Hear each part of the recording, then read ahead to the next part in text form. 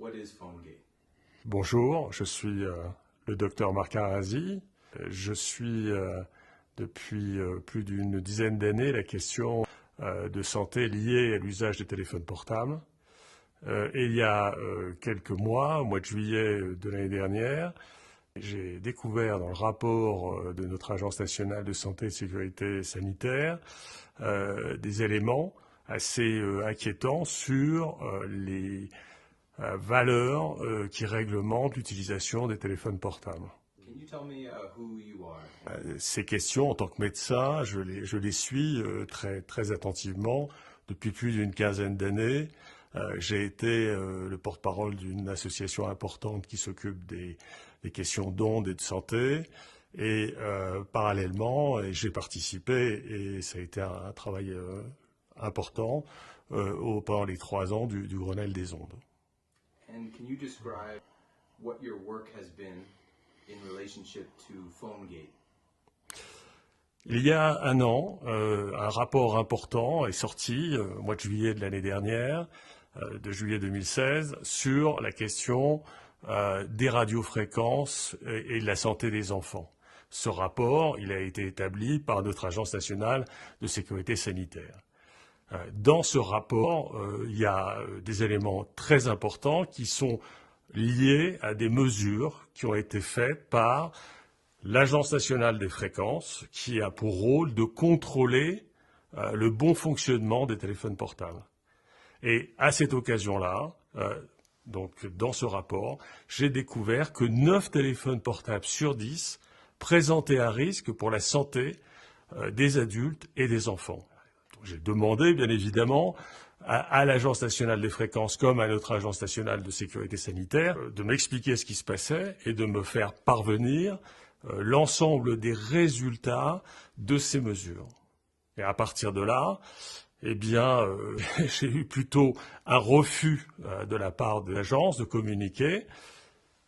Et j'ai donc dû saisir à la fois la commission d'accès aux documents administratifs, qui m'a donné raison en novembre 2016, et ensuite saisir le tribunal administratif de Melun, qui, s'il ne m'a pas donné raison, a quand même mis suffisamment de pression sur l'Agence nationale de fréquences pour que le 1er juin, nous ayons de sa part une publication de plus de 170 mesures de tests de téléphones portables, et qui donc nous donne maintenant précisément, par marque et par modèle, les résultats des valeurs d'exposition au risque thermal donc des téléphones portables, avec pour chaque téléphone ce qui a été fait au contact. What inspired you to do this?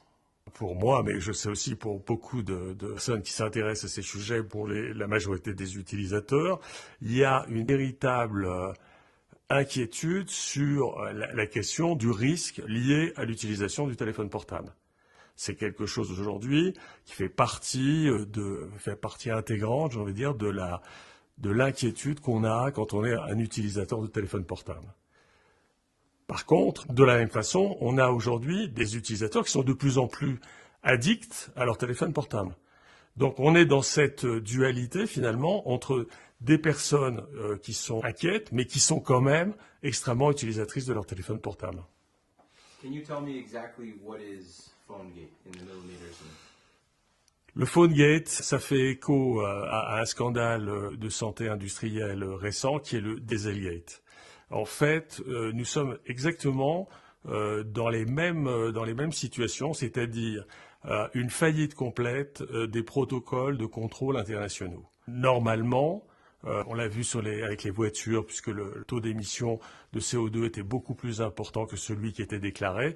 Eh bien, avec le PhoneGate, on est exactement dans la même situation, sauf que ce n'est pas le taux d'émission, mais c'est le taux de pénétration des ondes, quand il est mesuré, qui n'était pas mesuré de manière suffisamment sérieuse pour protéger la santé de tous les utilisateurs de portables, soit français, européens, et je dirais le scandale est à un niveau international. Donc, pour bien comprendre ce qui se passe, c'est-à-dire que c'est vraiment une question de millimètres, jusqu'en 2016, on testait les téléphones portables en les mettant à entre 15 et 25 mm de la peau.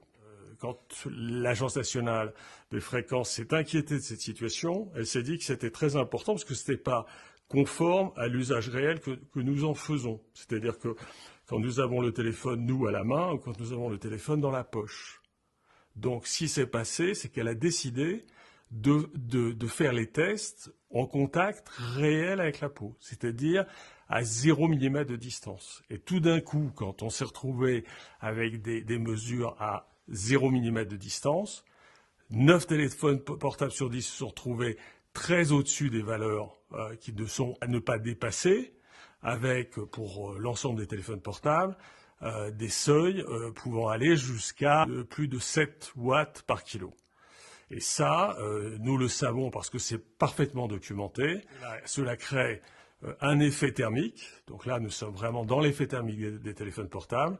Et de fait, on met en danger la santé des utilisateurs et la sécurité des utilisateurs.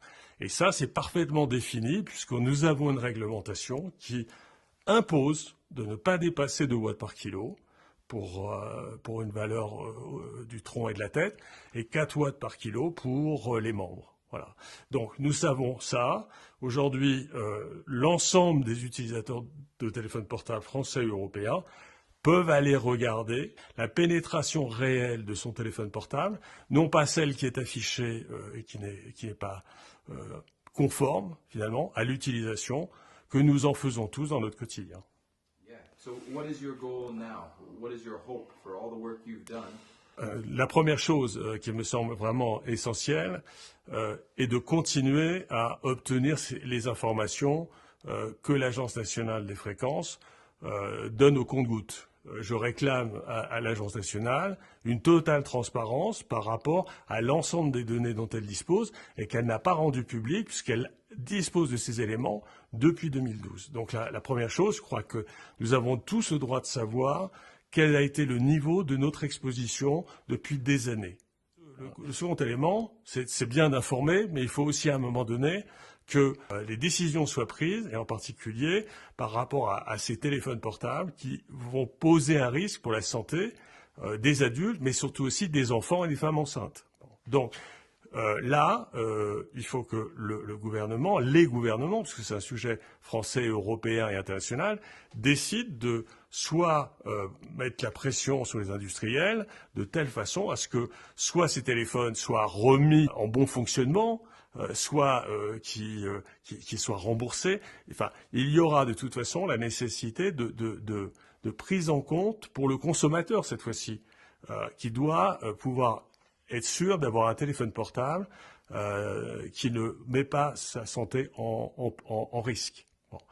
Le troisième élément, mais qui est vraiment un enjeu essentiel, ça va être une modification de la réglementation internationale. On ne peut pas laisser aujourd'hui une réglementation internationale aussi dysfonctionnelle, en sachant que ce qu'il faudra, c'est certainement prendre le bon de ce qui est fait aux États-Unis aujourd'hui, parce qu'aux États-Unis, la FCC utilise un certain nombre de paramètres qui sont meilleurs qu'en Europe.